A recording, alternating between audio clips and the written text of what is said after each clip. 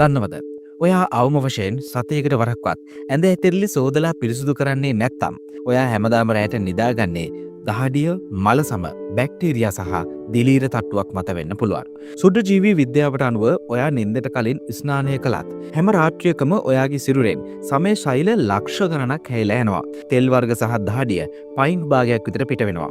මේ සේරම දූවිලි මහිතාවන් බෝ වෙන්න සුදුසුම පරිසරයක් නිර්මාණය කරනවා. මේ සතුන්ගෙන් ඍජුවම හානියක් උනේ නැතත් උන්ගේ මල පහ ආසාත්මිකතා ඇදුම සහ චර්ම රෝග ඇති කිරීමට ප්‍රධාන හේතුවක් වෙනවා. මේක එතනින් අතර වෙන්නේ නැහැ.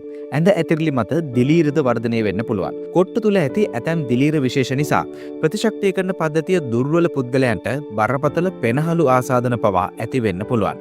එහෙනම් ඔයාට මේ වෙනුවෙන් කරන්න පුළුවන් මොකද්ද? විශේෂඥයන් නිර්දේශ කරන විදිහට ඇඳ ඇතිරිලි සහ කොට්ට උර සතියකට වරක්වත් හොදන්න ඕන.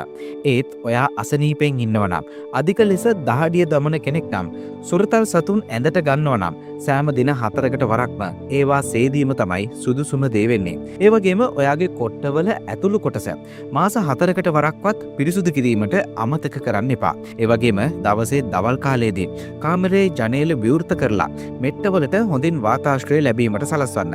රෙදි හොදනකොට බැක්ටීරියා සහ මයිටාවන් විනාශ වෙන්න ඕන හින්දා සෙල්සියස් අංශක 60 හෝ ඊට වැඩි උෂ්ණත්වයක් භාවිතා කරන්න උත්සාහ කරන්න.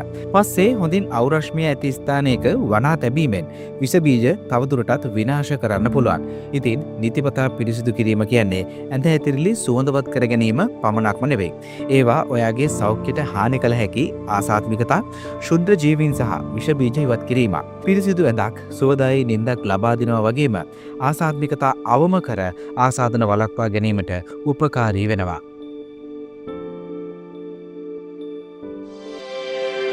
ඔබ තවමත් විවාහ වෙන්නේ නැද්ද? සහකරුවෙක් සහකාරියෙක් සොයනවද? අපගේ දහස් ගණන් යෝජනා අතරින් පැයක් ඇතුළත අප සොයා දෙන්නම්. දැන් මම තන්න 076යි 22යි 02යි 533 හතගැස්ම මංගල සේවය. පොලිසිය අසල නිට්ටඹුව. ඔබ සහකරුවෙක් සහකාරියක් සොයනවද? හදගැස්ම මංගල සේවය පොලිසිය අසල නිට්ටඹුව. ශාඛා කුරුණෑගල දඹුල්ල.